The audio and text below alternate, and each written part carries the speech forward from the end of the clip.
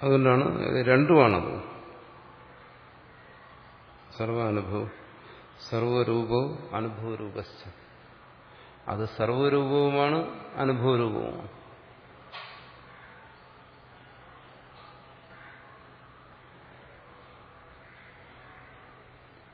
അതുകൊണ്ട് ഈ അനുഭവം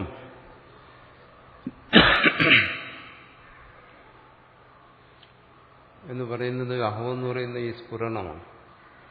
പ്രത്യേക അനുഭവം എന്ന് പറയുന്നു. അഹം എന്ന് പറയുന്ന സ്ഫുരണമില്ലേ, അവിടെ പിന്നെ പ്രത്യേക അനുഭവം അങ്ങനെ ഒന്നില്ല.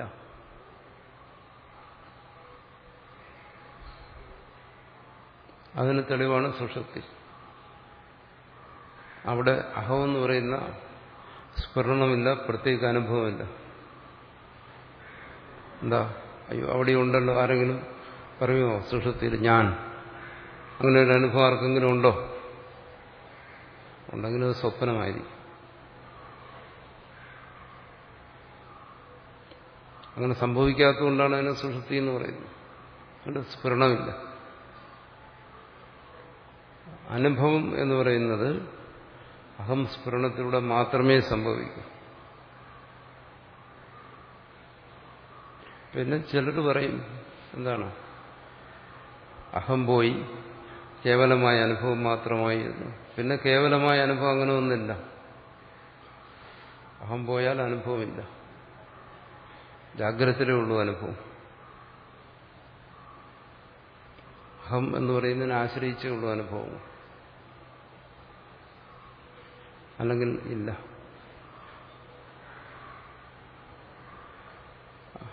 എന്നാൽ പിന്നെ സുഷുപ്തിയിലോ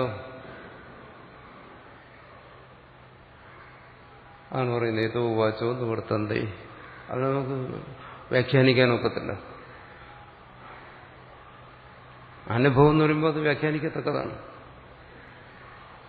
മനസ്സ് എത്തില്ല എന്ന് പറഞ്ഞാൽ പിന്നെന്താ അനുഭവം? പിന്നെ അതിന് അനുഭവം എന്ന് വിളിക്കാൻ പറ്റുമില്ല. അതിന് അനുഭവം എന്ന് പറയാൻ പറ്റത്തില്ല. അറിവെന്നോ അനുഭവമെന്നോ അനുഭൂതിയെന്നോ ഈ പറയുന്നു ഇതെല്ലാം ജാഗ്രതയിൽ പരിചയപ്പെട്ട ശബ്ദവും അർത്ഥവുമാണ്. ഇതൊന്നും നമ്മൾ സുഷുപ്തി പരിചയപ്പെട്ടതല്ല. ഏതെങ്കിലും ശബ്ദാർത്ഥത്തെ ആരെങ്കിലും സുഷുപ്തി കണ്ടിട്ടുണ്ടോ? ഇല്ലല്ലോ. ആർക്കെങ്കിലും സുഷുപ്തിയിൽ കണ്ട അനുഭവിച്ച് എന്തിനെങ്കിലും ഒന്നിനെ ജാഗ്രത പറയാൻ പറ്റും? ഇല്ല. എന്തുകൊണ്ട്? അവിടെ അങ്ങനെയൊന്നും സംഭവിക്കുന്നില്ല. അവിടെ അനുഭവമില്ല.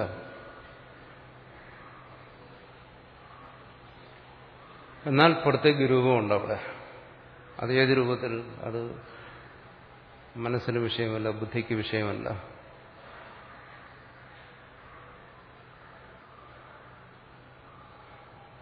അതാണ് ഇവിടെ പറയുന്നത് സർവോ അനുഭവയേവായം അത സർവാനുഭൂപര കാസ്യ സർവോ ഭവേദേശ ചിന്മാത്രത്വ തഥാനുഭവം.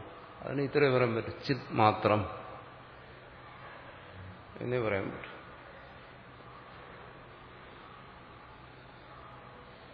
കേവല ചിത്ത്,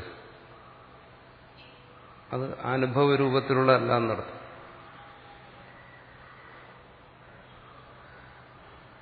എന്നുവെച്ചാൽ ആ ചിത്തിൽ നിന്ന് അനുഭവത്തെ നീക്കിയാൽ ശേഷിക്കുന്നത്, സുഷുപ്തിയിൽ നിന്നും ജാഗ്രതത്തിനെ നീക്കിയാൽ ശേഷിക്കുന്നത്, അല്ലെങ്കിൽ തുര്യനിൽ നിന്നും ജാഗ്രതത്തിനെ നീക്കിയാൽ ശേഷിക്കുന്നത്, അത് ബുദ്ധിക്ക് വിഷയമായ ഒരു കാര്യമല്ല, അനുഭവമല്ല.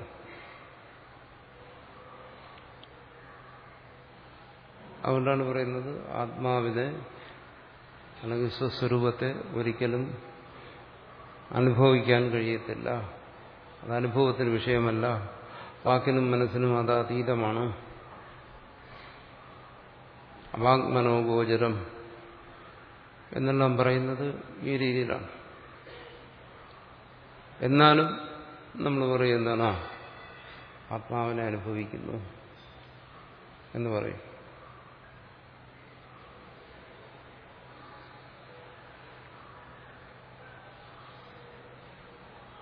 അത് ഈ തത്വത്തിന്റെ നിലയിൽ ചിന്തിക്കുമ്പോൾ ആത്മാനുഭവം എന്ന് പറയുന്നത് അസംബന്ധമാണ്, തികച്ചും അസംബന്ധമായ കാര്യമാണ്. അനുഭവ വിഷയമല്ലാത്ത ഒന്നിന്റെ അനുഭവം എന്ന് പറയുന്നു ആ സംബന്ധമല്ലേ.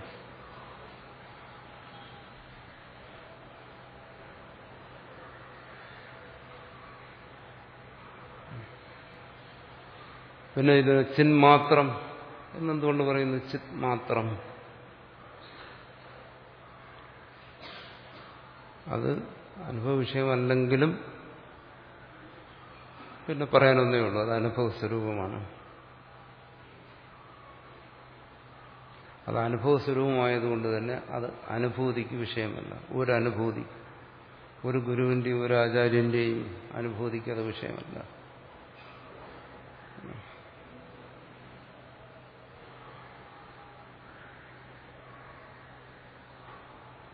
ഞാൻ ആത്മാവിനെ അനുഭവിക്കുന്നു എന്ന് പറയുന്നത്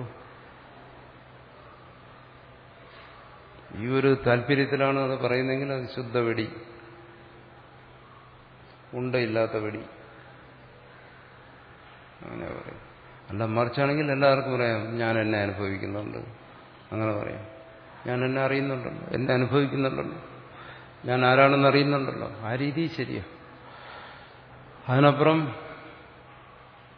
തത്വത്തിന്റെ നിലയിൽ അത് കാര്യമില്ല. അതുകൊണ്ടാണ് ഇവിടെ പറഞ്ഞിരിക്കുന്നത് എന്താണ്? അത് ചിന്മാത്രത്വ തദാനുഭൂഹു, അത് ചിന്മാത്രമാണ്, അനുഭവമാണ്.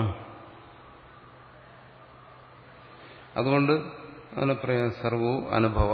അതിനെ ഒന്നുകിൽ പറയാം അത് കേവല ചിന്മാത്രമാണ്, അല്ലെങ്കിൽ അതിനെക്കുറിച്ച് പറയാം അത് സർവവുമാണ്. ഈ രണ്ട് രീതിയിൽ പറയാം, ഒന്നേ പറയാൻ പാടുള്ളൊന്നുമില്ല.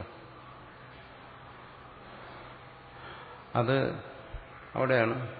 അത് കേവല ചിന്മാത്രമാണെന്ന് പറയുമ്പോൾ, കേവലപ്പെടുത്തേക്ക് രൂപമാണെന്ന് പറയുമ്പോൾ പറയും ഇതെല്ലാം മിഥ്യയാണ് എന്ന് പറയും. അങ്ങനെ പറയുമ്പോൾ ഇത് മിഥ്യയാണെന്ന് പറയുന്നത് തെറ്റില്ല. ഇതെല്ലാം മിഥ്യ, കേവലമായ ചിസ്വരൂപം. പക്ഷെ മറിച്ചും പറയാൻ എന്താണ്? സർവ, അത് സർവവുമാണ്. രണ്ടിനും ഒരു താല്പര്യം തന്നെ.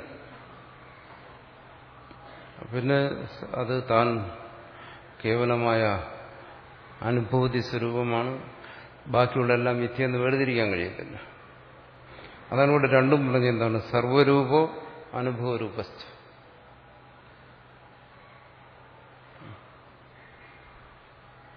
സർവസ്ഥ അനുഭവിച്ച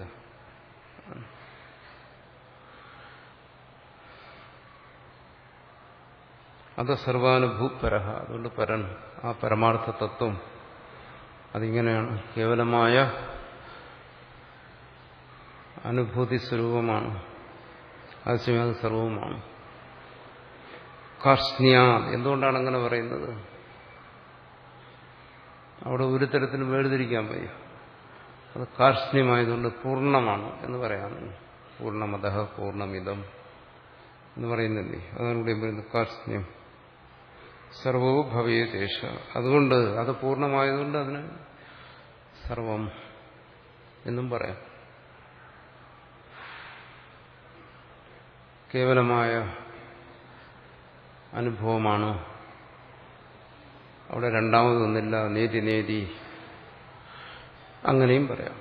രണ്ടും ഒന്ന് തന്നെ എന്ന് മനസ്സിലാക്കുമ്പോഴാണ് അത് അദ്വൈതമാകുന്നത്. കാസ്ന്യ സർവോ ഭവേദേശ ചിന്മാത്രത്വ, അതുകൊണ്ടത് ചിത്സ്വരൂപമാണ്.